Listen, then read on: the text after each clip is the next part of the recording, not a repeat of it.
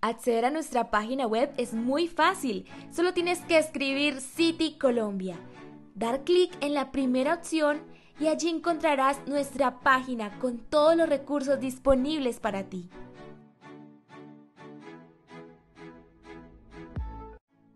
No olvides que en YouTube nos encuentras como City Medellín.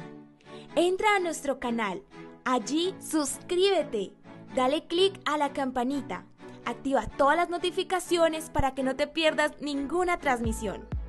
Hola familia, ¿qué tal? ¿Cómo están? Qué bueno que nos acompañan en este momento tan maravilloso en donde podemos unirnos para orar, estar en un mismo espíritu en la presencia del Rey. Pero quiero invitarte a que por un momento cierres tus ojos y demos gracias al Señor y entremos en su presencia para adorarle en espíritu y en verdad.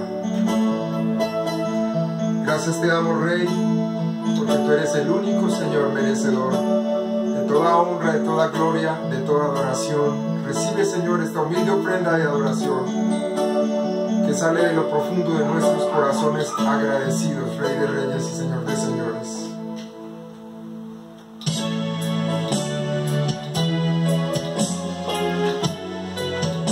Al alto y sublime, al alto y sublime, que habita en la eternidad, y su nombre es el Santo de Israel, al que habita en las alturas y en la santidad, quebrantado y humilde de espíritu, para hacer vivir el espíritu humilde y para vivificar el corazón quebrantado. Sea la gloria, sea la gloria. Honor, alabanza y poder al que reina por los siglos, y su nombre santo es, y su nombre santo es.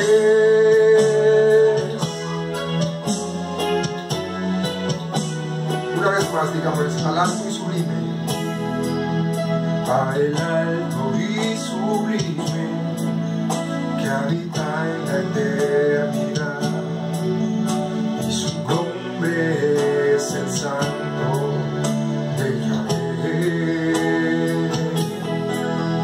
al que habita en las alturas y en la santidad, quebrantado y humilde de espíritu, para hacer vivir el espíritu humilde y para vivificar el corazón quebrantado. Vamos a ti toda gloria, Rey, sea la gloria. Honor, alabanza y poder, alabanza y poder al que reina por los siglos, y su nombre santo es. Sea la gloria, sea la gloria, honor, alabanza y poder al que reina por los siglos, y su nombre es santo es.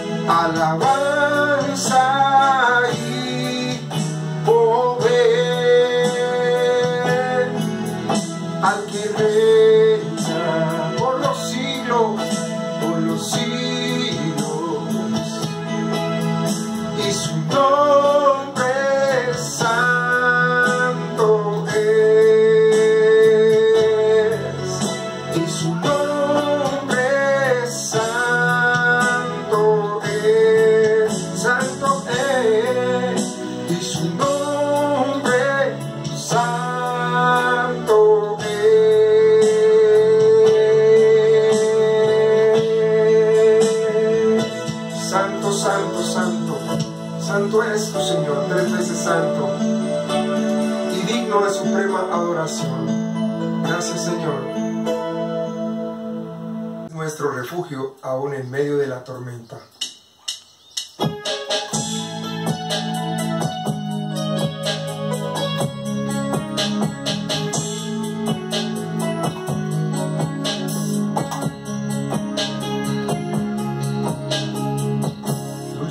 Refugio en la tormenta es Jesucristo el Salvador.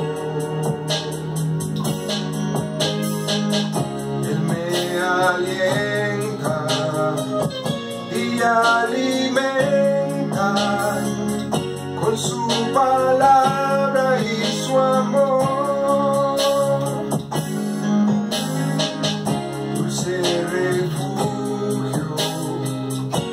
La tormenta es Jesucristo el Salvador. Él me alienta y alimenta con su palabra y su amor.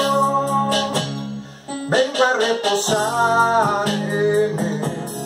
Él es mi amigo fiel, una poderosa y fresca unción llenará mi corazón. Dulce refugio en la tormenta es Jesucristo el Salvador.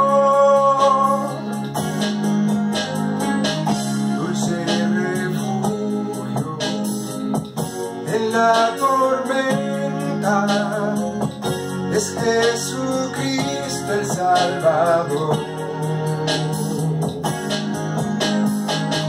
Él me alienta y alimenta con su palabra y su amor. Vengo a reposar en Él. Es mi amigo fiel, una poderosa y fresca unción llenará mi corazón. Dulce refugio en la tormenta es Jesucristo el Salvador. Es Jesucristo el Salvador.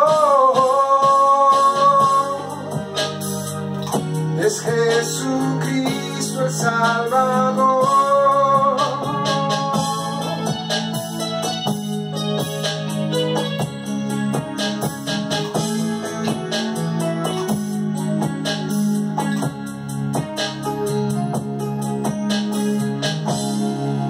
Gracias, Señor, por ser nuestro refugio, por la fortaleza que nos das cada día a través de tu Espíritu Santo. Ayúdanos a permanecer, Señor, en ti cada día. Cerca de ti, Señor, podemos lograr cualquier cosa y superar cualquier situación, Señor, pero lejos de ti nada podemos hacer. Gracias, Jesús, por tu Espíritu Santo que hoy nos acompaña, nos ayuda, nos fortalece. Gracias, Señor. Amén. Muy buenos días, querida familia. Dios los bendiga y los guarde. Me alegra mucho estar con ustedes el día de hoy, compartir este tiempo de la palabra de Dios y reunirnos para rematar una semana espectacular, un seminario donde yo sé que muchos de ustedes aprendieron muchas, pero muchas cosas, y así lo dicen todos los testimonios y los escritos que tenemos. Yo quisiera, para comenzar, dar gracias a Dios por este tiempo. Miren, lo que ha venido pasando este tiempo es inédito. Yo creo definitivamente, y cada vez en la medida en que pasa el tiempo, puedo asegurar que lo que está pasando es 100% de la mano de Dios. El despertar espiritual que ha habido en este tiempo es impresionante. Yo no lo puedo describir. Yo sí puedo contar algunos testimonios y se los voy a contar. Lo que describen ese gran movimiento espiritual. Miren, quiero decirle que en este tiempo yo he visto y me han escrito más personas inconversas de lo que usted se imagina diciéndome, con usted hoy acepto a Jesús, lo recibo como Señor y Salvador y me convierto al Señor. En este tiempo, una señora me escribió, me conmovió mucho su testimonio porque ella dice, pastor, 40 años con la Biblia en mi mesa de noche, 40 años siendo una mujer religiosa y donde realmente la Biblia no significaba absolutamente nada para mí. Y es impresionante que lo que yo no aprendí en 40 años con la Biblia en la mesa, yo hoy esté dando los pasos que doy porque hoy puedo tomar la Biblia. Quiero leer la Biblia de día y de noche. Y hoy no solamente leo, sino que también entiendo. Gracias, gracias por su esfuerzo. Gracias porque Maná se ha convertido en mi verdadero alimento espiritual. Y yo sé que el escrito de esta mujer representa a muchas personas. ¿Qué tenía Dios en sus planes? No sé. Pero lo que sí sé es que Maná se ha convertido en una fuente de bendición para que muchos aprendan a conocer a Dios y su palabra. Los seminarios y todo lo que ha venido pasando, la gente a través del seminario Nacidos de Nuevo y la gente a través de este seminario Tomando mi Cruz, han tomado decisiones espirituales muy, pero muy importantes en su vida. Y yo creo que realmente esto es lo que vale la pena mencionar. Olguita es una señora de Miami. Ella tomó el seminario Tomando la Cruz y cada día que terminó me mandó sus notas. Yo le dije, cuando termine sus notas de los 3 días, las reenvío a todos los chats. Y así hice.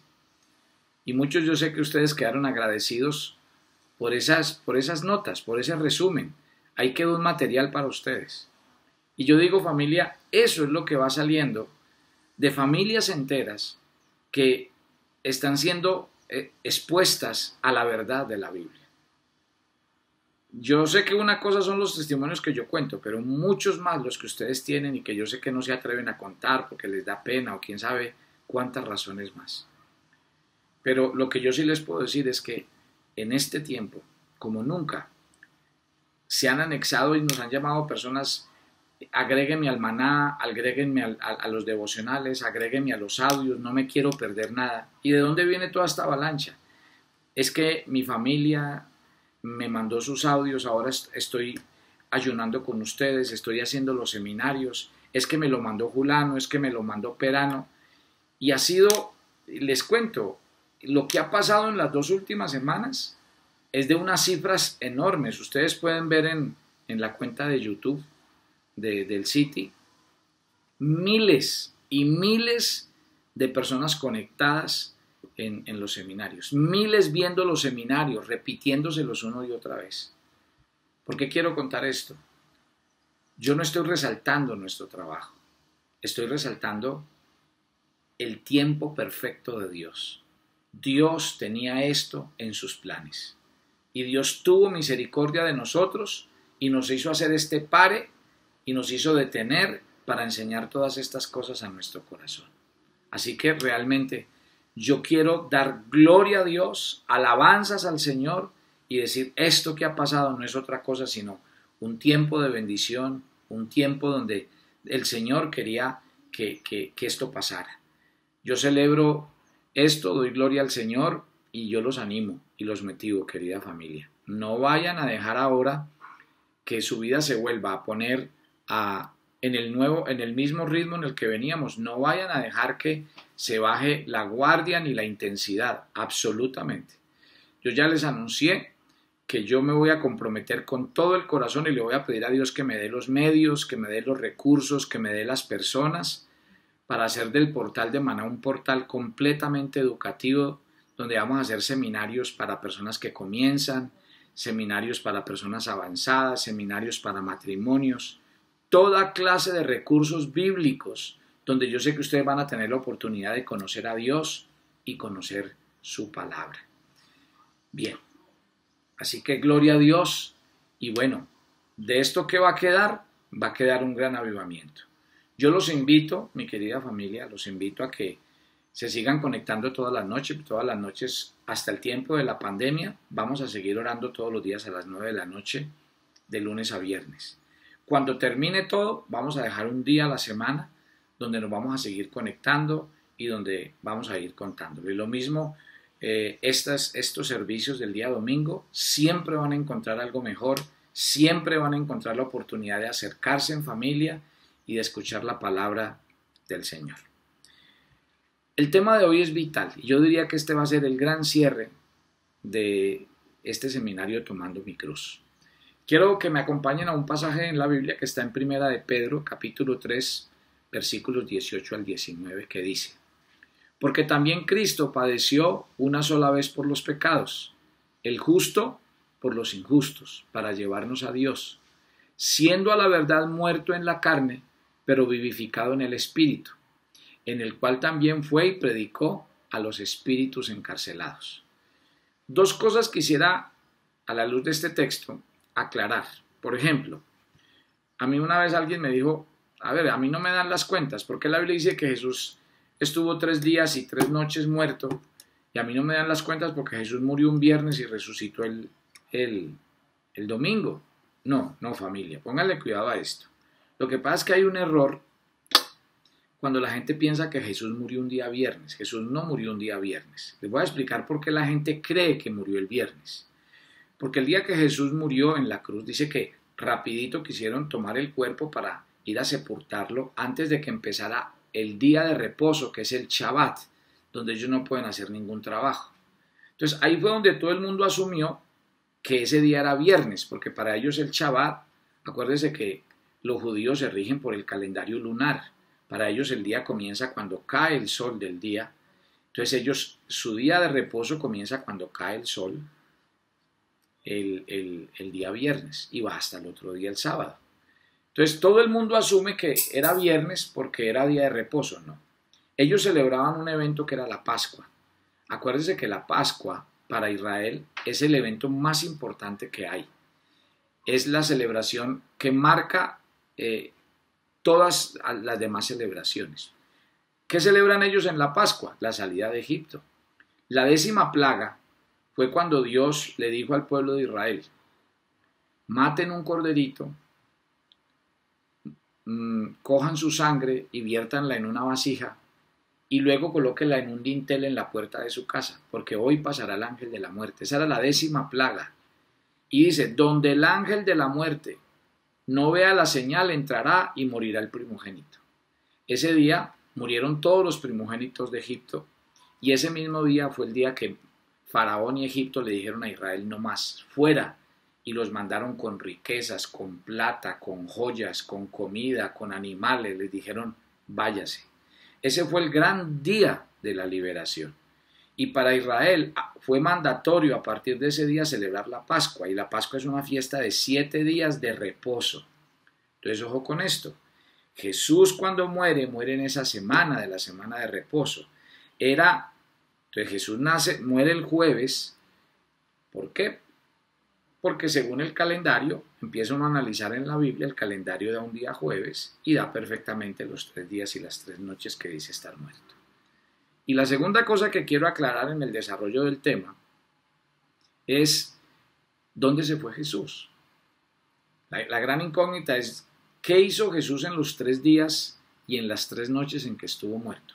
Acabamos de leer que Cristo, dice la Biblia, siendo a la verdad muerto en la carne, pero vivificado en el Espíritu, fue y predicó a los espíritus encarcelados. Y aquí es donde viene el desarrollo del tema. ¿Yo qué quiero hacer esta mañana? Realmente yo no voy a predicar del texto que les estoy leyendo. Sí quiero llamar su atención, porque muchos han dicho y han predicado que Cristo bajó a los infiernos. No, esa información no es exacta. ¿Sí? Cristo no bajó a los infiernos. Él bajó a un lugar llamado el Hades. ¿Sí? Y cuando la Biblia habla del Hades, habla de un lugar que es el umbral de la muerte. En el Hades habían 2 lugares, ¿sí? Un lugar de tormento para los que no habían creído y el seno de Abraham para aquellos que habían creído antes de Cristo en la salvación en el Antiguo Testamento. Ese es el lugar al que se refiere. Y cuando la Biblia dice que Cristo desciende y predica a los espíritus encarcelados, no está diciendo que Cristo le va a dar la redención a aquellos espíritus que están. Mire, si usted lee Pedro, Primera de Pedro, y lee Judas, en los dos dice que hay espíritus encarcelados. Desde mañana yo voy a comenzar a predicar en Maná el tema de Apocalipsis, y ahí se van a dar cuenta que un día cuando yo empiece a hablar de las trompetas, cuando empiece a hablar de las copas, van a ver de qué se trata y cuándo Dios va a liberar esos espíritus que están encadenados. Pero en ningún momento Cristo desciende a liberarlos o a darles un mensaje de redención. Familia, está muy claro, y ese sí va a ser el mensaje de hoy. El mensaje queda muy claro para el hombre. Cuando el hombre está en vida y recibe el mensaje de salvación, esa será siempre su oportunidad. De ahí para allá no hay absolutamente nada que hacer. Si creemos una cosa, cuando dice que Cristo predicó a los espíritus encarcelados, yo creo que Cristo sí le predicó a aquellos espíritus diciendo, ahora yo tengo el imperio de la muerte y el poder. ¿Sí? Porque así lo dice la Biblia, en Hebreos en el capítulo 2. El Señor derrotó la muerte, derrotó la enfermedad, expuso a los principados y a las potestades. Y eso sí es lo que está predicando Cristo, y se lo predicó a todos los espíritus encarcelados. Lo que dice la Biblia y lo que dicen los estudiosos de por qué Jesús desciende a ese lugar llamado el umbral de la muerte, donde quedan esos dos eventos, el seno de Abraham y un lugar de tormento, es porque dice que hasta ese momento, hasta el día en que Cristo Jesús muere, todos descendían a ese lugar. Claro, que había un lugar que distinguía a los unos de los otros, está claro, y mientras unos vivían en la gloria, otros padecían, está claro, pero lo que sí dicen los estudiosos es que lo que hizo Cristo ese día fue tomar a los que habían creído antes de él, que habían creído en un Salvador. Ellos no tenían el nombre, pero sí habían creído en una salvación que venía de parte de Dios. La Biblia dice que Cristo los tomó y subió con ellos al Padre. Eso sí dicen los estudiosos y estoy completamente de acuerdo con el tema. O sea que cuando Pedro habla de por qué desciende el Señor, ojo pues, no desciende al infierno porque el Hades no es el mismo que el infierno. El infierno está destinado y lo va a estrenar el diablo con sus ángeles caídos en el Apocalipsis, ¿sí? Al final de los tiempos. Mientras tanto, la Biblia habla de un lugar que se llama el umbral de la muerte, y ese umbral de la muerte es un pasaje que está en la Biblia en Lucas capítulo 16, y aquí sí viene mi tema. Yo hoy voy a predicar de Lucas capítulo 16, y lo veo muy pertinente, y creo que ustedes tienen que escuchar este mensaje. Creo que este es el mejor mensaje que podría ser el resumen a nuestro tiempo de la Semana Santa, tomando mi cruz. Yo creo que Jesús perfectamente, este pasaje de Pedro lo podemos unir perfectamente al pasaje de Lucas 16 porque es completamente congruente, porque Cristo desciende, porque Cristo predica a los espíritus encarcelados diciendo, yo he vencido, ahora tengo la autoridad y he vencido sobre todo. Porque Cristo toma a todos los creyentes en él y ahora suben, porque es el lugar que siempre esperaron y ahora están en la presencia de Dios. Entonces, ahora sí quiero entrar en materia, familia.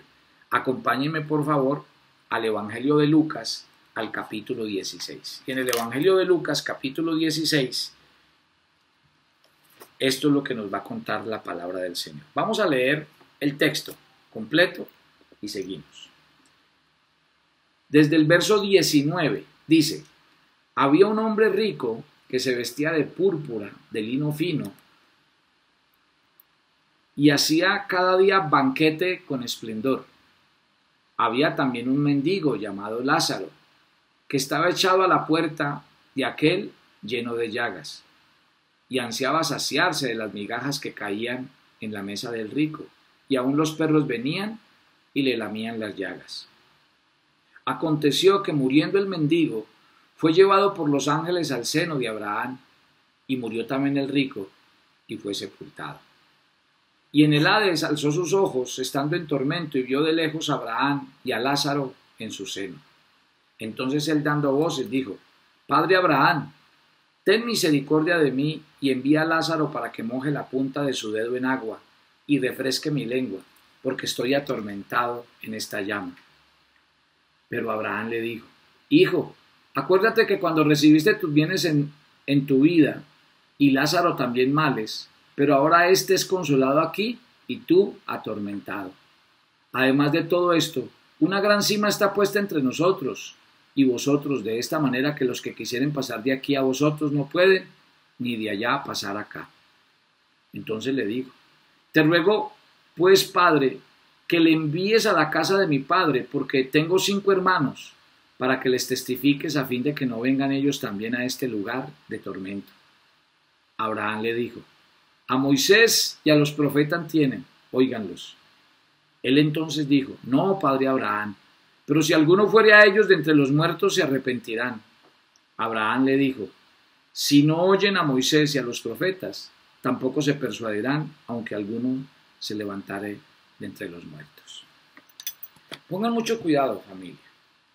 Aquí nos van a hablar de 2 hombres, ¿sí?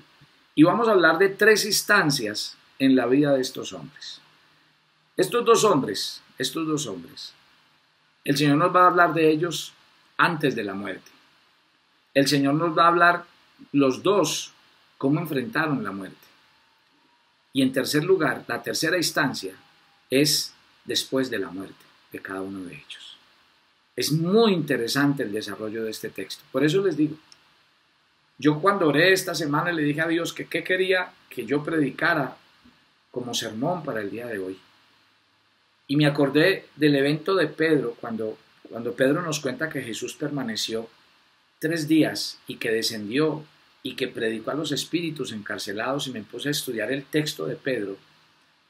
Yo dije, realmente aquí hay una relación completamente directa a Lucas capítulo 16. Y entonces cogí el pasaje de Lucas capítulo 16 y riqueza me encontré.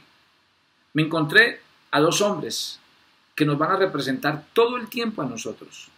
Aquí nos van a hablar de 2 hombres que son 2 realidades, 2 mundos, y que cualquiera de ustedes puede identificarse con uno de ellos.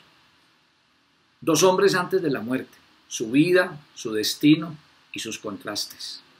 2 hombres que enfrentan la muerte. Para los 2 es el mismo evento, ¿sí? Un paso inevitable para todos. Pero podríamos decir, para allá vamos todos. Pero aunque fue un evento, para 2 personas van a ver el contexto de cada una de ellas. Y en tercer lugar, van a ver el destino. Y eso es lo que realmente va a marcar la diferencia. Lo que es cierto y no es cierto en la Biblia, del cielo, del infierno, eso lo vamos a conversar el día de hoy.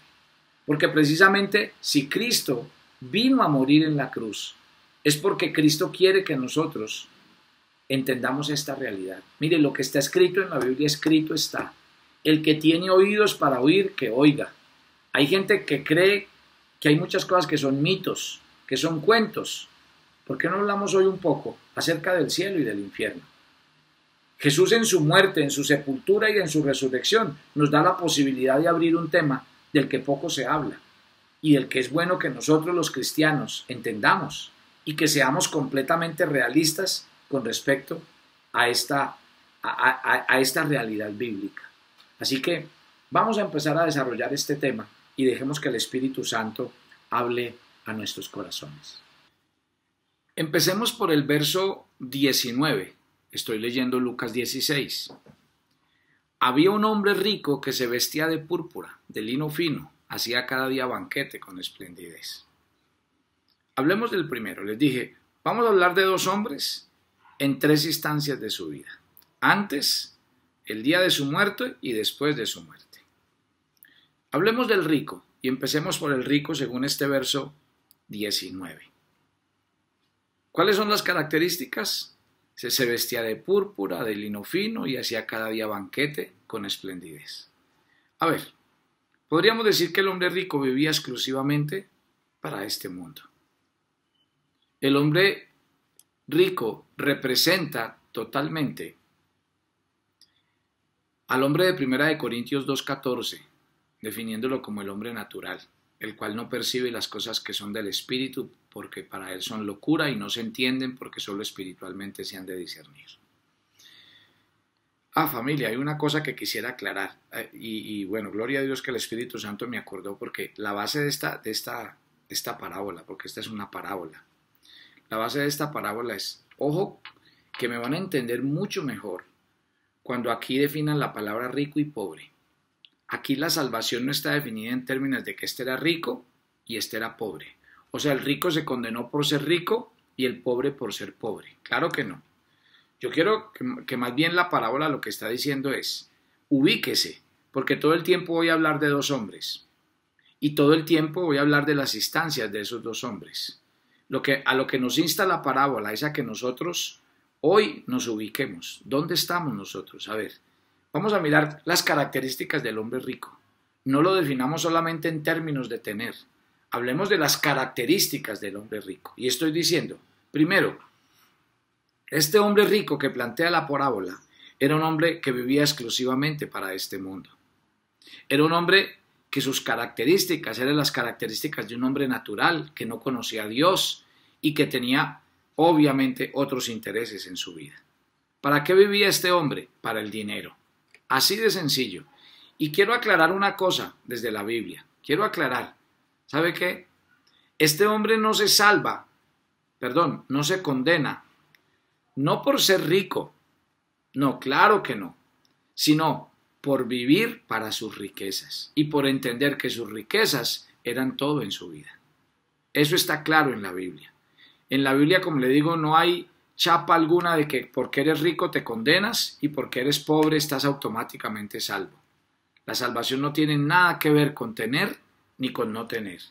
Otra característica, este hombre, mírenlo, miren, tan solo empiece a pensar en este hombre rico que se vestía de púrpura, de lino, que hacía banquetes de esplendor, con esplendidez, ¿sí? Este hombre vivía para este mundo. A él le encantaba tener a todo el mundo contento y vivía según, claro, obviamente, el que vive para este mundo y de acuerdo a las normas de este mundo. Lo leímos en Primera de Juan capítulo 2 del 15 al 17. Cuando define la Biblia el mundo, no lo define como el mundo físico donde vivimos, sino como un sistema. Y el apóstol Juan nos lo define muy claramente. Aquel que vive gobernado por los deseos de los ojos, los deseos de la carne y la vanagloria de la vida. ¿Para qué vive?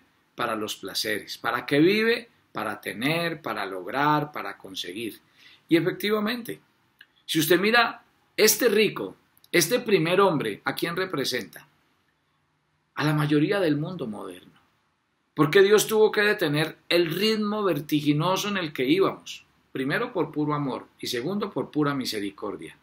¿Y por qué nos detuvo? Porque íbamos directico a una muerte anunciada. Íbamos directico al acabose de nuestras vidas, de la institución familiar, del matrimonio, de la salud mental y física, porque eso es total, hacia allá íbamos.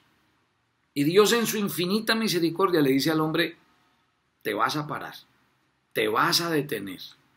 Pero este hombre vive para eso. Mire y verá, ese versículo dice que se vestía de púrpura y de lino. O sea, ¿cómo vivía? Ostentosamente. ¿Cómo vivía? En la opulencia. Sí, pero ojo con esto. ¿Saben este tipo de personas para qué vive? Su dinero es la fuente de su autoestima. ¿Sabe para qué viven? Para mostrar lo que son y lo que tienen. Para ejercer poder, para sobresalir. ¿Usted no ha visto? ¿Usted no ha visto que hay ciertas personas que por tener dinero y son los dueños de una compañía miran a todo el mundo por debajo del hombro? Y mejor dicho, no son dignos de relacionarse con todo el mundo. Y que viven para su club social y viven es de eso. Viven es del interés, de la fama, del status quo, del estrato social, con quién se mueven, con quién compran, qué compran, a qué tiendas van. Y muchos de nosotros nos hemos creído esas historias. Esa es la verdad. Mire, pero esa es la realidad y la característica. Dice que hacía banquetes con esplendidez. Quería que todo el mundo supiera lo que él tenía. Y la gente ostentosa pasa por eso. Viven en función de eso. Familia, Ojo, que a veces unos lo hacen en un grado, otros en un grado medio, otros lo hacen en un grado menor, pero exactamente estamos haciendo lo mismo. Vivir ostentosamente y tratar de tener contento a este mundo. Y le quiero decir, cuando la Biblia habla de este mundo en 1 de Juan 2 del 15, que ya se los he recitado, termina diciendo, pero el mundo pasa y sus deseos, y el que hace la voluntad de Dios permanece para siempre.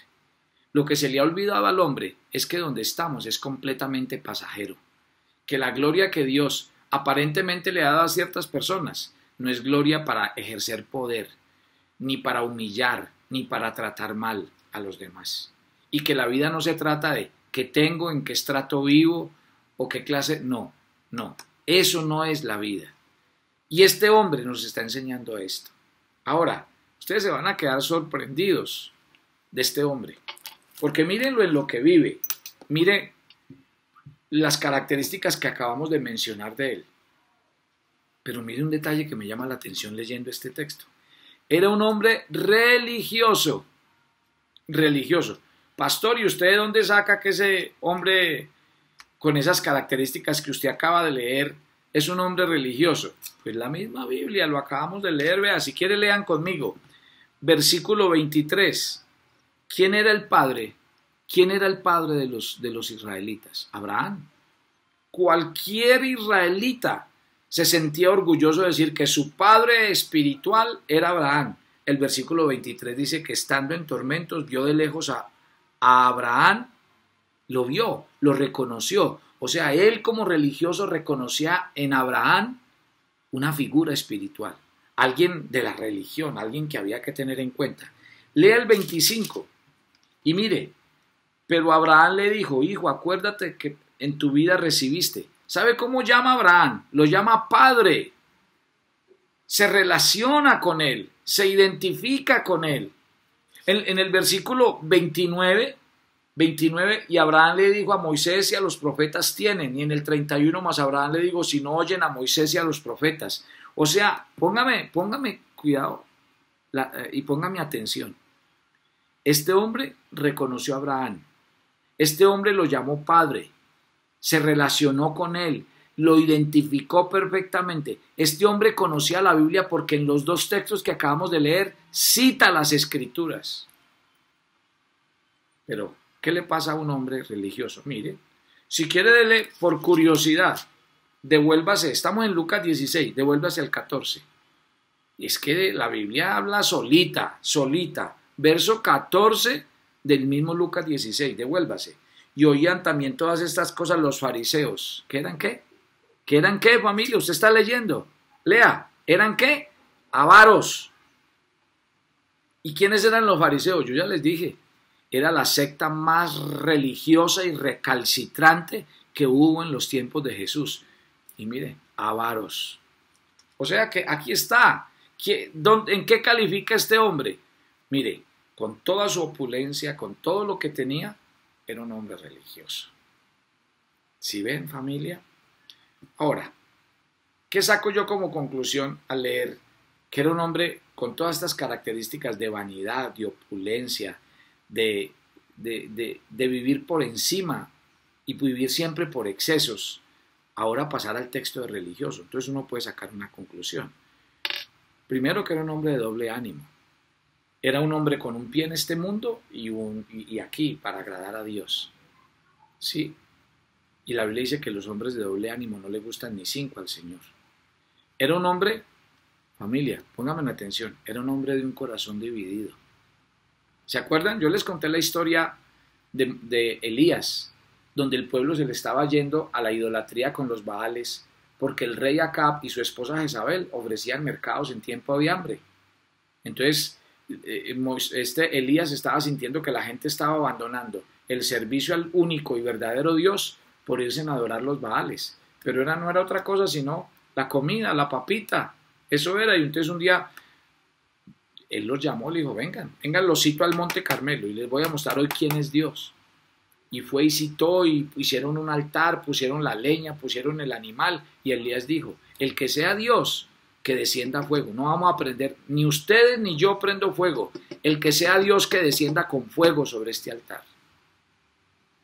¿Y qué era realmente lo que estaba orando Elías?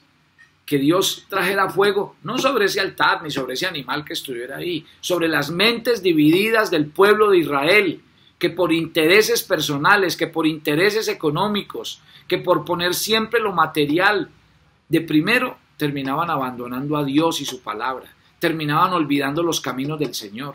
Eso fue lo que le pasó a esta generación, y por eso Dios, amándonos tanto y teniendo tanta misericordia, nos paró en seco. Pero esa es la realidad, familia. Un corazón dividido, el mundo, los intereses del mundo, la platica gusta mucho, el placer es muy bueno, todo lo que hay alrededor y nos ofrece el mundo es riquísimo.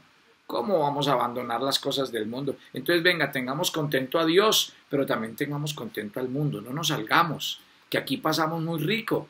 Esa es la realidad. No solamente su corazón estaba dividido, sus lealtades estaban divididas. Su pirámide de prioridades estaba completamente invertida. Su verdadero amor, ¿qué era? El dinero, el poder, las experiencias que había vivido hasta el momento. Ojo con esto. Uno saca como conclusión que este hombre rico no tenía dinero. El dinero lo tenía él. Y lo más triste, él pensaba que con dinero, ¿para qué pensar en la muerte? ¿Para qué pensar en lo venidero? Yo tengo dinero. El que se enseña a tener dinero y poder cree que todo está al alcance de su mano y que todo se compra. Ahorita les voy a narrar un texto muy interesante que vamos a desarrollar el día de hoy. Muy bien. ¿Por qué la Biblia termina diciendo? El mismo Jesús, qué difícil es que un rico entre en el reino de los cielos. Jesús no está diciendo que un rico no se va a salvar. Jesús dijo, es casi imposible que un rico se salve. ¿Y por qué es casi imposible? Porque lo más fijo es que cuando uno tiene, termine confiando en lo que tiene.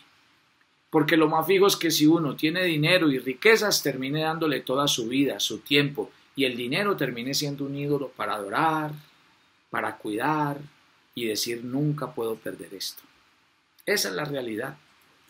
Si hay un texto duro en la Biblia, un texto duro, se lo voy a leer. Para mí si hay textos duros en la Biblia, de Santiago capítulo 5. Voy a leer Santiago capítulo 5 del 1 al 6 y espero que usted lo lea conmigo. Dice así: vamos ahora ricos, llorad y aullad por las miserias que os vendrán. Vuestras riquezas están podridas, vuestras ropas están comidas de polilla, vuestro oro y vuestra plata están enmohecidos, y su moho testificará contra vosotros. Devorará del todo vuestras carnes como fuego. Habéis acumulado tesoros para los días postreros.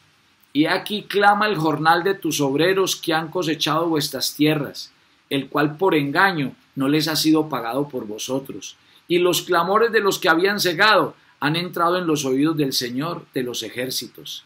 Habéis vivido en deleites sobre la tierra y sido disolutos. Habéis engordado vuestros corazones como en día de matanza, y habéis condenado y dado muerte al justo, y no os hace resistencia. Esa es la Biblia. Y por eso le estoy diciendo, ojo cuando yo menciono las características del rico de Lucas 16, porque no necesariamente le estoy hablando a los ricos, que entonces el pastor no está hablando de mí, yo no estoy en ese grupo, no. El rico representa esas características que acabamos de mencionar. Y yo conozco muchos cristianos que sin ser muy ricos viven inclinados a este mundo. Viven pensando que la eternidad no existe ni es con ellos. Viven su vida agradando y enredados en las cosas de este mundo. O sea que tengan mucho cuidado porque la parábola realmente es más profunda de lo que pensamos. Y la enseñanza, por eso hice características, para que ustedes escribiéndolas y escuchándolas puedan muchos identificarse. ¿Quién pertenece a este grupo? Y las características de la gente de este grupo. Por eso cuando comencé di una introducción, voy a hablar de 2 hombres y 3 instancias en la vida de estos 2 hombres. ¿Quién es usted? ¿Y qué clase de hombre es usted de los 2? Solo el Espíritu Santo lo dirá. Ahora hablemos del segundo hombre. Ya hablé del primero, hablé del rico y hablé de las características del rico. Ahora hablemos del pobre. Miren, versículo 20, había también un mendigo llamado Lázaro, que estaba, estoy leyendo Lucas 16, había también un mendigo llamado Lázaro que estaba echado a la puerta de aquel lleno de llagas, y ansiaba saciarse de las migajas que caían de la mesa del rico, y aún los perros venían y lamían sus llagas. Yo estoy hablando de un mendigo. Estoy hablando como característica de un hombre que, es más, ¿sabe qué significa el nombre Lázaro? Lázaro significa Dios ha provisto ayuda. Eso significa Lázaro. O sea que esto tiene, de entrada dice mucho de las características que voy a mencionar de Lázaro. El mendigo era un hombre que dependía 100% de la gracia de Dios. Solo Dios podía satisfacer sus necesidades. Era un hombre que no se podía ni siquiera mover, sus llagas no lo dejaban. Era un hombre completamente limitado. Su vida, ¿qué era? Pedir. O sea, él no tenía nada suyo, él todo lo tenía que pedir, todo. No tenía nada en este mundo, ni que le diera un nombre, ni que le diera un reconocimiento. Imagínese el cuadro. Su esperanza, ¿dónde estaba? En el mundo venidero. Él aquí no tenía nada. ¿Quiénes eran sus compañeros? Los perros eran sus compañeros, los que le lamían y en el fondo hasta le mitigaban su dolor. Ese es el cuadro. El versículo 21 dice que ansiaba comer las migajas. O sea, ¿qué recibía el mendigo? Lo que le daban. Era un hombre humilde. Y quiero decirle que en 1 de Pedro capítulo 5 versículo 7 dice que Dios da gracia a los humildes, pero resiste a los soberbios. Eso dice la Escritura. Este hombre, para el mundo, para las demás personas, no significaba nada. No tenía nada aquí, nada. Y cuando le digo nada es, este hombre con qué va a un banco a pedir un crédito. Este hombre, ¿cómo va a pedir al menos un trabajo? Este hombre, ¿qué representación tiene? ¿Qué familia responde por él? ¿Quién saca la cara por él? No tenía nada aquí. Este hombre era rico, pero para con Dios.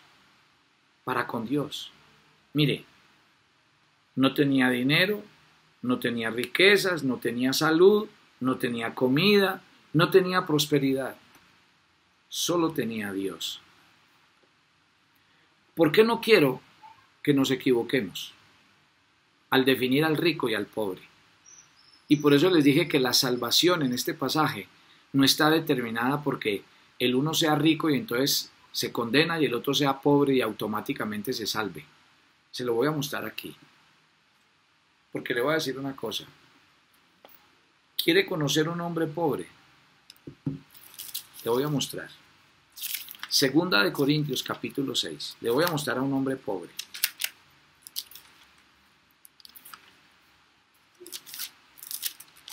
Segunda de Corintios capítulo 6.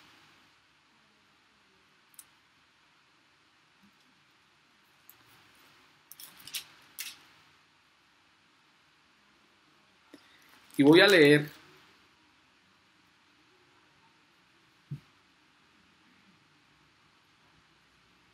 lo que dice el apóstol Pablo. Desde el versículo 4. Póngale pues cuidado, 2 de Corintios 4.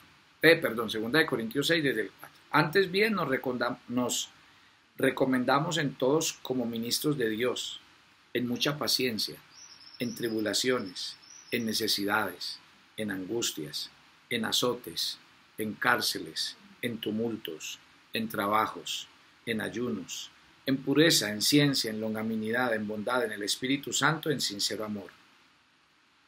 Pablo se está describiendo. En otro texto de la Biblia, ¿sabe qué dice él? Somos la escoria del mundo. Somos los desechados. Y mire lo que él dice. Mire cómo nos tiene la gente. La gente nos tiene como desconocidos, pero somos bien conocidos. La gente nos ve como moribundos, mas he aquí vivimos. La gente nos ve como castigados, pero no estamos muertos. La gente nos ve como entristecidos, pero estamos siempre gozosos. La gente nos ve como pobres, pero enriqueciendo a muchos. La gente nos ve como no teniendo nada, pero lo poseemos todo. Cómo me encanta este pasaje. Familia, ¿sí me entendió? Ahora sí me entendió. ¿Sabe qué dice la Biblia? ¿Sabe qué dice el apóstol Pablo? ¿Sabe quiénes somos los apóstoles? Esos pobres, esos Lázaros. ¿Sabe quién es pobre? Usted tiene un pobre hoy predicándole al frente suyo, que no tiene nada. No tiene nada. Yo lo único que tengo es a Dios. Y en el día a día, Dios me dará lo que necesito. Pero yo hoy no tengo ninguna seguridad. Mi trabajo en mi iglesia no es un contrato. No lo es. Mi seguridad no es una pensión. En todos los años que llevo de pastor, y si usted me preguntara hoy a mí, ¿cuál es mi seguridad? Hablando del mundo, ¿cuál es mi seguridad? ¿Cuál es mi pensión? Que no tengo. No tengo. O sea, otra vez. Por eso es muy importante la óptica. Y la óptica es lo que está diciendo Pablo. O sea, ¿qué tan tenaz? Mire, la gente nos ve como desconocidos. Eso era el Lázaro, un desconocido, un mendigo. No valía nada, vivía con los perros. Pero ¿qué dice la Biblia? Para el mundo somos unos desconocidos. Para Dios somos bien conocidos. Como moribundos, pero vivimos. ¡Wow! ¡Qué palabras! Como castigados, mas no muertos. La gente nos ve como entristecidos. Y la gente, claro, pues, uy, pobrecito el pastor. ¿Cómo así que lleva tantos años trabajando y no tiene ni una pensión, no tiene una casa? Pobrecito el pastor. Como pobres, pero enriqueciendo a muchos. Como no teniendo nada, pero poseyéndolo todo. ¿Usted sabe? Aquí sí me entendió a dónde quiero llegar. ¿Quién era Lázaro? Un hombre que no significaba nada, que no tenía nada aquí. Un hombre que no tenía dinero, que no tenía riquezas, que no tenía comida, que no tenía salud, que no tenía prosperidad. Solo tenía a Dios. Solo tenía a Dios. Esas son las características. ¿Listo? Ya hice el primer ejercicio. Y es hablarles de dos hombres. Y ya les dije quiénes eran estos hombres en la primera instancia. Antes, uno rico y todo lo que él con su vida demostraba que vivía por dentro. Otro pobre y también con su vida mostraba lo que llevaba por dentro. Yo saco una primera conclusión y no he terminado, pero ya saco una primera conclusión. Cuando uno tiene a Dios, lo tiene todo. Cuando uno no tiene a Dios, no tiene nada. Entonces, mi querida familia, vamos a recapitular. ¿Y qué es recapitular? El rico en la cumbre de la vida. Lázaro, el pobre, en el fondo. El rico viviendo para este mundo. Lázaro sin nada en este mundo, solo pensando en lo eterno. El rico viviendo para sí mismo. Lázaro viviendo para Dios. Entonces, póngale cuidado a esto. Yo pregunto esta mañana, mientras usted escucha este sermón, ¿por qué Jesús descendió a aquel lugar? ¿Y por qué Jesús empezó a predicar a los espíritus encarcelados? ¿Qué lección quería dejarnos Jesús en la última instancia de su muerte, antes de resucitar? Yo pienso que Jesús quería dejarnos una lección. Y la lección es contundente, mi querida familia. Es cómo estás llevando tu vida. De acuerdo a estas dos personas, ¿quién eres? Y ojo con lo que viene, porque lo que viene es impresionante. Entonces, una cosa es ser rico para con Dios y otra cosa es ser pobre para con Dios. Entonces, aquí vamos a encontrar que estos dos hombres representan a un grupo que se va a salvar y a un grupo que se va a perder. A un grupo de gente que vive como santos e hijos de Dios y a otros que no lo son. Estos dos hombres representan a gente que profesa su fe y vive por ella y a otros que falsos y realmente no profesan absolutamente nada. Y yo voy a entrar a la segunda instancia, cuando estos hombres mueren. Pero yo no quiero pasar a la segunda instancia, porque ya definí los dos hombres, dónde están, y les quiero dar un pasaje, para mí, uno de los pasajes más espectaculares que tiene la Biblia. Yo le voy a pedir que lo enmarque, que lo subraye, que cada vez que pueda lo lea. Salmo 49. Yo lo voy a invitar a que lo lea conmigo. Si usted no ha leído este salmo algún día, usted se va a sorprender de lo que dice este salmo. Usted se va a quedar aterrado con lo que dice esta escritura. Y usted va a ver que hasta ahora el tema que acabé de tocar está definido en el Salmo 49, pero así, con lujo de detalles. ¿Ya lo tienen, familia? Lean conmigo el Salmo 49. Oíd esto, pueblos, escuchad, habitantes todos del mundo. Así los plebeyos como los nobles, el rico y el pobre, para los dos. Aquí está el ejercicio que acabamos de hacer. Ahora los dos, les estoy hablando a los dos, dice Dios. Mi boca hablará sabiduría, está hablando Dios, y del pensamiento de mi corazón saldrá inteligencia. Inclinaré al proverbio mi oído y declararé con el arpa mi enigma. ¿Por qué he de temer en los días de adversidad cuando la iniquidad de mis opresores me rodeare? Los que confían en sus bienes y de la muchedumbre de sus riquezas se jactan. Ninguno de ellos podrá en manera alguna redimir al hermano, ni dar a Dios su rescate, porque la redención de su vida es de gran precio y no se logrará jamás, para que vivan adelante para siempre y nunca vea corrupción. Pues verá que aún los sabios mueren, que perece del mismo modo el insensato y el necio, y dejan a otros sus riquezas. Su infinito pensamiento es que sus casas serán eternas, que sus casas y sus habitaciones por generación en generación. Dan los nombres a sus tierras, mas el hombre no permanecerá en honra, es semejante a las bestias que perecen. Este su camino es locura, con toda su descendencia se complacen los dichos de ellos. Como a rebaños que son conducidos al Seol, la muerte los pastoreará, y los rectos se enseñorearán de ellos por la mañana. Se consumirá su buen parecer, y el Seol será su morada. Pero Dios redimirá mi vida del poder del Seol, porque Él me tomará consigo. ¿Se ha visto? Déjeme yo miro con detenimiento. Mire lo que dice el 10. Se van a morir sabios y necios, ricos y pobres. Dice, ¿cuál es el pensamiento del hombre rico? ¿Cuál es? Piensa que sus casas son eternas. Qué tenaz. Piensa que sus casas son eternas, que la plata le va a comprar todo. Mire, y que será de generación en generación.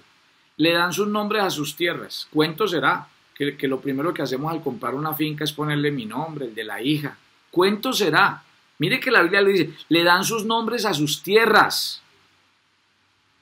Mas el hombre no permanecerá en honra, es semejante a las bestias que perecen. Este camino es locura. Como a rebaños los conducirá el Seol, la muerte los pastoreará. Y mire lo que dice, mire, y los rectos se enseñorearán de ellos por la mañana. El sol será, ojo con esto, se consumirá su buen parecer. A los que gastan toda la plata en artículos de belleza y viven esclavos de la belleza. Y el Seol será su morada.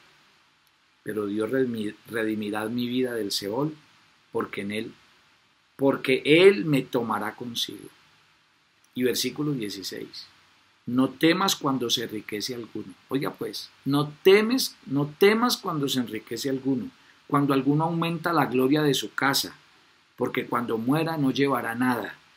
No descenderá tras él su gloria, su plata, su riqueza, su fama, aunque mientras viva llamen dichosa su alma.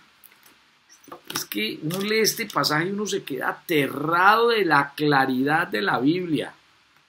Y sea loado cuando prospere. Entrará en la generación de sus padres y nunca más verá luz. Y aquí viene. ¿Qué dice este salmo? Se los dejo de tarea. ¿Qué dice este salmo? ¿Sabe qué dice? La realidad del hombre cuando se muera. Eso es lo que le voy a plantear en segunda instancia. Mire la realidad del hombre cuando muere. Y póngale mucho cuidado a esto. Ambos mueren. Le tengo una mala noticia. Le tengo una mala noticia. Te vas a morir. Todos los seres humanos viven como si se fueran a morir por allá dentro de 80 años. Te vas a morir.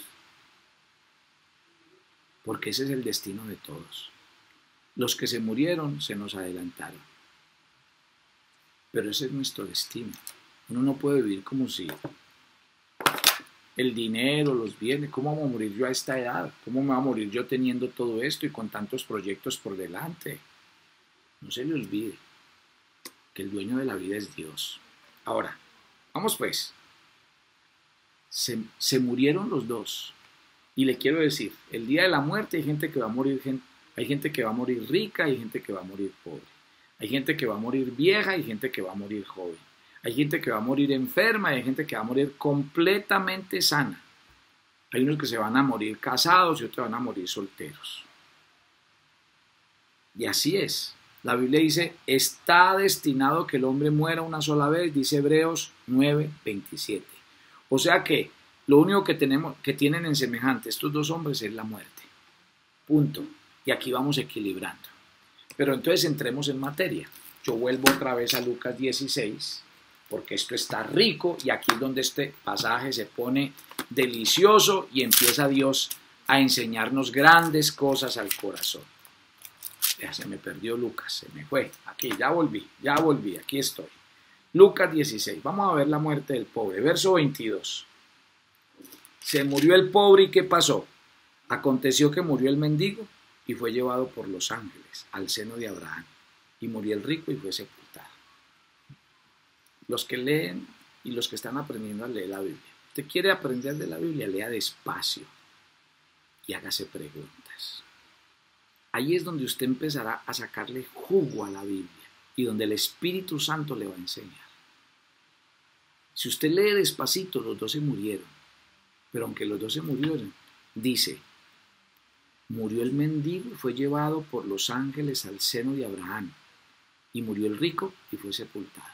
Aquí es donde la cosa cambia del cielo a la tierra. Verso 22. Se murió el pobre. ¿Qué pasó? Nadie lo sepultó. Se murió el pobre. No hubo ninguna ceremonia. Se murió el pobre. ¿Quién vino? No vino nadie. Porque los perros no hacen ceremonia y ellos eran los amigos. ¿Cómo murió? Sin la atención de ninguno de los hombres. Pero ¿sabe un detalle que dice el verso 22? A este hombre que en este mundo no tenía corte fúnebre, empresa funeraria, todos los detalles, que no tenía amigos, que no tenía a nadie, que nadie le hizo una ceremonia digna. Oh, la Biblia, bendita la Biblia, bendita la Biblia. ¿A quién mandó Dios? A los ángeles. Él envió su corte, despachó la corte de ángeles. Tráiganlo a su casa. Tráiganlo a su casa. Familia, otra vez. Aquí se muere cualquiera que tiene plata, aquí se muere cualquier narcotraficante, aquí se muere cualquier político famoso. Revista, televisión, honores, cortes. Se muere un pastor que sirvió a Dios, que ayudó a la gente, que trascendió en la vida de miles. Y nadie, ¿qué importa? Yo tengo claro. Y yo le pido algo a Dios. Que el día que yo me vaya a su presencia, no haya ningún tipo de homenaje. Esta no es mi casa. Yo estoy aquí de paso. Yo espero el homenaje en el cielo. No espero más. Porque yo vivo para los intereses de mi Padre. Mi ciudadanía es el cielo. Y yo vivo para los intereses del cielo. Aquí estoy haciendo tesoros en el cielo. Aquí viva como un pobre. Así aquí viva como alguien no conocido, no famoso, no importante, y que no le rinden pleitesía. Aquí es donde se empieza a ver la diferencia, familia. Cristo murió y descendió. Descendió para enseñarnos algo. A ver, ¿cómo quieres que sea el día de tu muerte? ¿Y qué va a pasar el día de tu muerte? Miren este contraste. Es que este es un pasaje de total contrastes, familia. Póngale pues cuidado.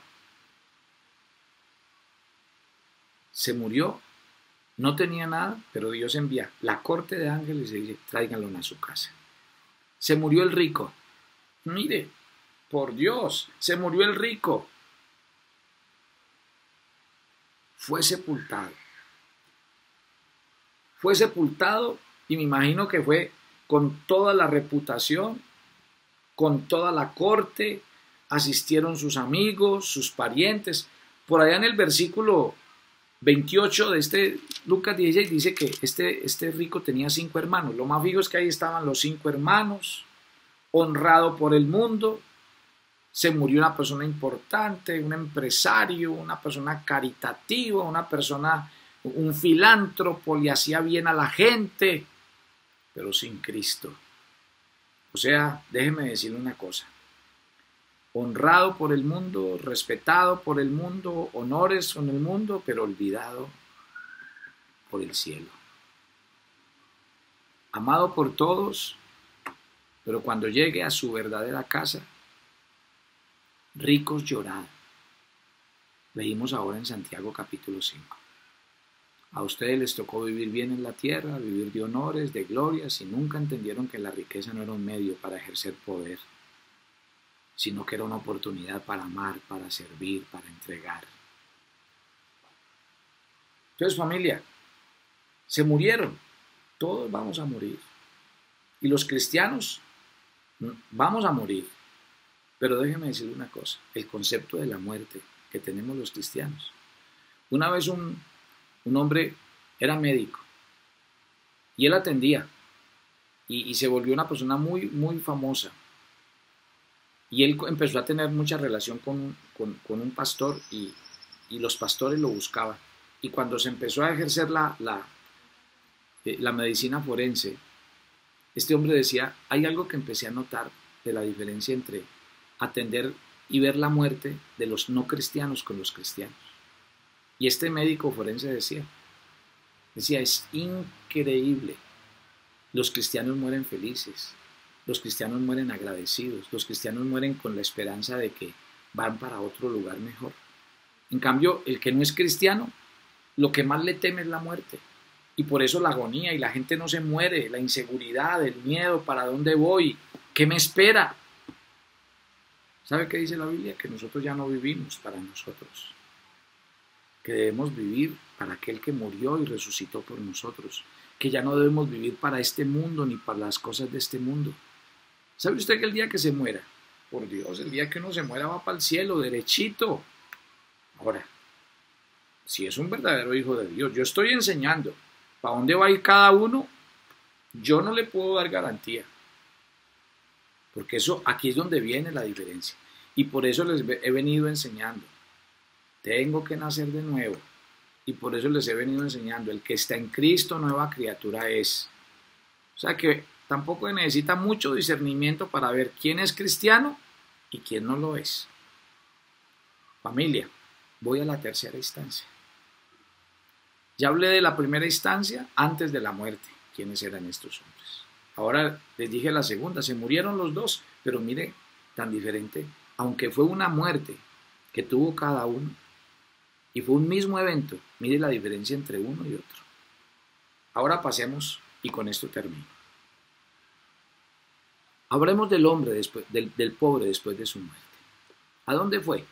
Versículo 22. ¿A dónde fue? Dice, y aconteció que murió el mendigo y fue llevado por los ángeles al seno de Abraham. Y murió el otro y fue sepultado. Y en el Hades alzó sus ojos. O sea, familia, póngale mucho cuidado. El uno llegó a un lado y el otro al otro. Todos dos estaban en el mismo lugar donde Jesús, muerto, descendió. Ahí están, ese es el lugar. Es un sitio de antesala de los muertos. Es un sitio que no es el infierno, no lo es. Por eso Jesús no descendió al infierno, descendió al Hades. Y en el Hades estaban estos dos lugares. El seno de Abraham y el pobre, verso 22. ¿A dónde fue el pobre? Al seno de Abraham. ¿Y qué se encontró? ¿Qué se encontró? Un banquete, un festín. ¿Qué se encontró? Gozo, placer, felicidad.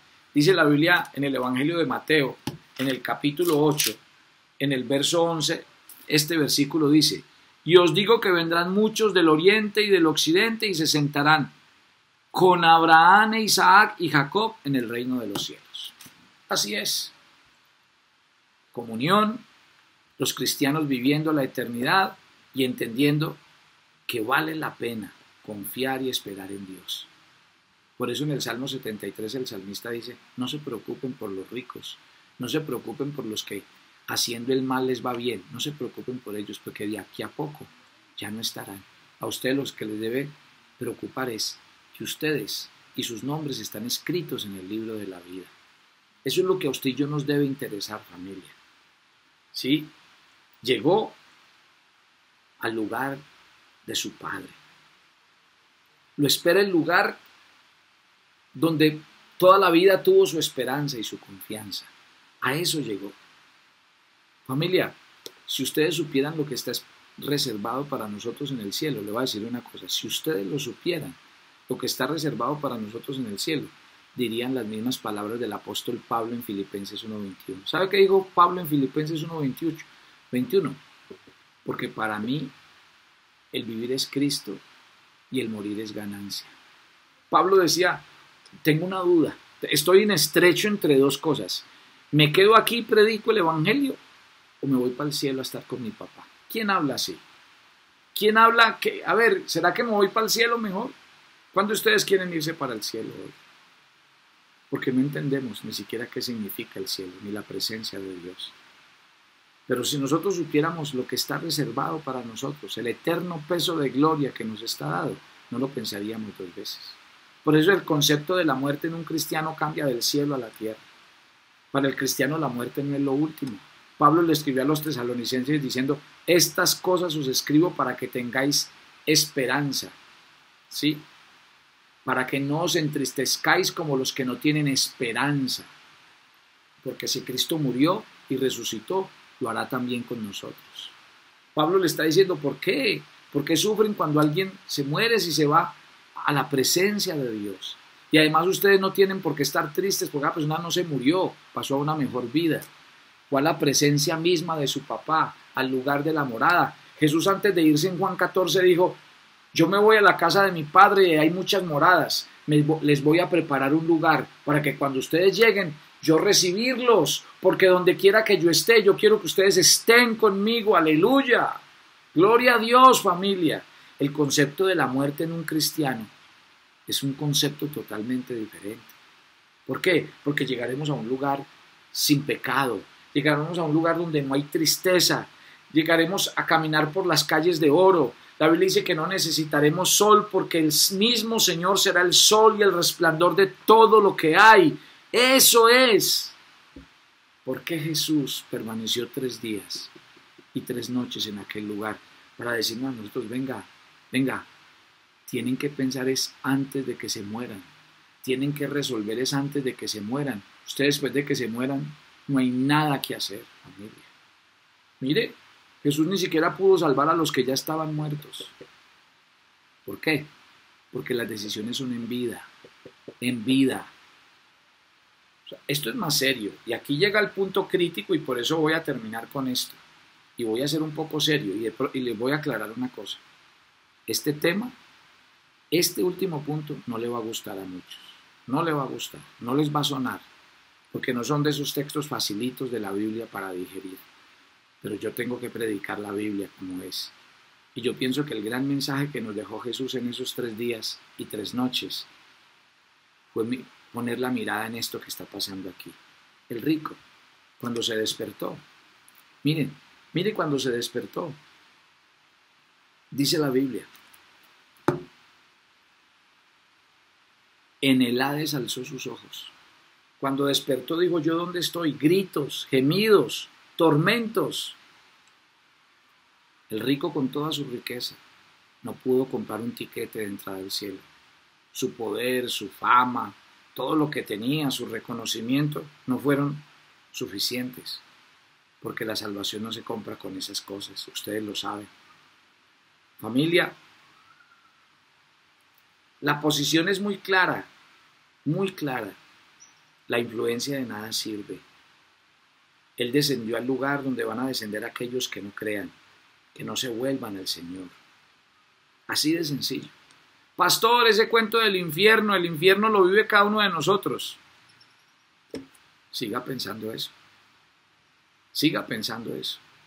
Pero lo que sí quiero decirle es que la Biblia habla de un lugar. La Biblia habla de un sitio donde vamos a llegar. Y mientras que uno fue recogido y llevado por los ángeles de la misma presencia de Dios a un lugar de gozo, el otro llegó a un lugar de gritos, gemidos. Entonces con esto le quiero decir, el lugar de tormento, el lugar del que habla la Biblia y al que no nos gusta a nosotros, porque pocos predicadores hablan de este tema. El lugar es un lugar que cuando uno se muera será inmediato. Mire, es inmediato. Aquí dice que el rico murió, fue sepultado y cuando abrió sus ojos estaba en el Hades. Así como el Señor le dijo al ladrón, hoy mismo cuando muramos estarás conmigo en el paraíso. Así es, familia. Dios le prometió al que se arrepintió, estarás conmigo en el paraíso. Por eso el Señor dijo, de tal manera amó Dios al mundo para que todo aquel que en él cree no se pierda, sino que tenga vida eterna. Y cuando digo no se pierda es que no llegue a este lugar. Y este lugar será un lugar inmediato, familia. Eso no es que después, no, de una vez. Segundo, era un lugar, mire, era un lugar consciente. El lugar donde esta gente empezó a sufrir y habían gemidos, era consciente. Ahí no dice que él estaba soñando. No, señor. Él podía ver, él podía sentir, él estaba consciente de que había llegado a un lugar de tormento. O sea que en segundo lugar, este lugar es un lugar consciente. En tercer lugar, es un lugar separado de Dios. Y lo dice claramente el versículo 23. Mire que el versículo 23 es muy claro. Y alzando sus ojos, fue al Hades, lugar de tormentos, y vio de lejos a Abraham, lejos. Dios y los suyos estaban lejos. Puede ser que los veía, pero cerquita no estaba. O sea que este lugar de tormento es un lugar separado de Dios. Y así es, lejos de los redimidos. Había una gran cima, dice la Biblia, un gran abismo, una gran separación. Y la Biblia así lo dice. O sea que, si está pensando en tomar decisiones espirituales, este es el tiempo. Y Jesús desciende a aquel lugar a darnos este mensaje tan espectacular. Es un lugar de agonía, dice el versículo 24. Es un lugar de agonía. Dando voces dijo, Padre Abraham, ten misericordia de mí, envía a Lázaro para que me moje la punta del dedo en agua y refresque mi lengua porque estoy atormentado. Llamemos las cosas por su nombre. Aquí si usted me quiere decir inventos, usted verá si lo que yo estoy hablando es un invento. Estoy hablando de un sitio real. Sí, estoy hablando de un sitio real. Es un lugar de tormento. Estoy atormentado. Y Jesús habla de eso. Jesús habla del juicio. ¿Sabe qué habla la Biblia? De un gusano que no muere. O sea, es un tormento permanente. ¿Se acuerda que Jesús dijo? el que no crea, el que no esté preparado, lo voy a sacar afuera donde será el lloro y el crujir de dientes. Lo dijo Jesús. Ojo con esto, familia. Es un lugar aterrador y lo dice el verso 25. Dice, pero ahora Abraham le dijo, hijo, acuérdate que recibiste tus bienes en vida y Lázaro también males, pero ahora este es consolado y tú atormentado. Este es un lugar de tormento. Así es, acuérdate. ¿Y qué le dice Abraham? Tuviste una oportunidad. Dios te habló. Y allá viviste lleno de placeres, de todo, y pensabas que esa era la vida. Mira, un lugar del que uno no se puede escapar. Y mire lo que dice el verso 26. Además de todo esto, una gran cima está puesta entre nosotros y vosotros, de manera que los que quisieren pasar de aquí y vosotros no pueden. Un lugar inescapable. Ahí, el que quedó ahí, quedó ahí. Un lugar de desespero. Y lo dice el versículo 31. Mas Abraham le dijo, si no oyen a Moisés y a los profetas, tampoco se persuadirán, aunque alguno se levantare de los muertos. Mi querida familia, estos hombres le dicen, ¿y por qué no van y les predican? Porque ya tuvieron su oportunidad. A los profetas tienen, que los oigan a ellos. Para mí queda claro, hay que hablar de Dios. Hay que llevar la palabra de Dios. No queremos que nadie se pierda, y sí que menos la familia. Jesús el día que murió, descendió al Hades. Allí tomó a todos los que estaban en el paraíso y subió con ellos. Los llevó a su morada eterna. Los llevó a estar en la misma presencia de Dios. Esto no es un cuento de hadas, es la Biblia. Y es la esperanza con la que nos levantamos los hijos de Dios. Pero ojo con esto, por eso predicamos el Evangelio. Porque la Biblia dice que Dios quiere que ninguno se pierda. Y por eso es necesario predicar el Evangelio. Y por eso es necesario que usted hable, ore, enseñe, que usted difunda la palabra de Dios para que el nombre del Señor sea conocido. Padre, gracias por este tiempo. Yo te bendigo y te doy gracias en el nombre de Jesús por tu palabra que es verdad. Qué pasaje tan espectacular. ¿Dónde estuviste 3 días y 3 noches? Estuviste en el seno de Abraham. Hiciste 2 cosas. Cogiste a todos los que habían creído en ti en el Antiguo Testamento y los subiste a su morada eterna en el cielo.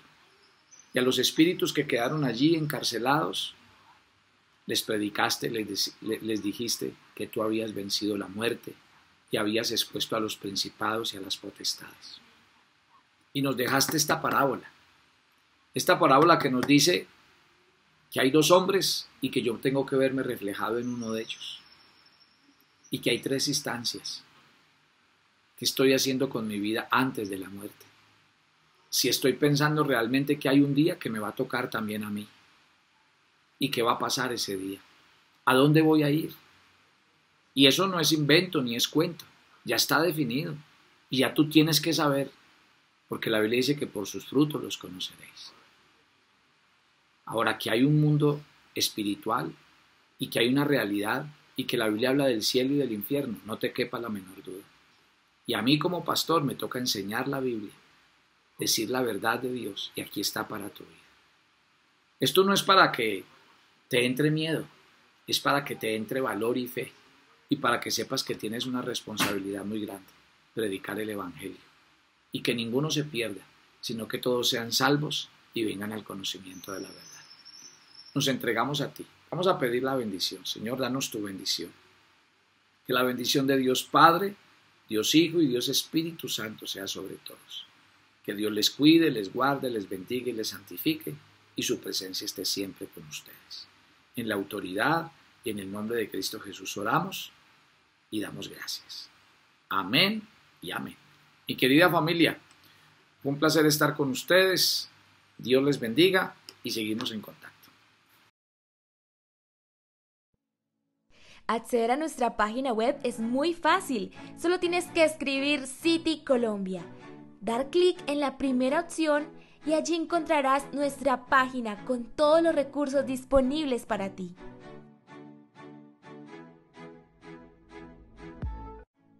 No olvides que en YouTube nos encuentras como City Medellín. Entra a nuestro canal, allí suscríbete, dale click a la campanita, activa todas las notificaciones para que no te pierdas ninguna transmisión.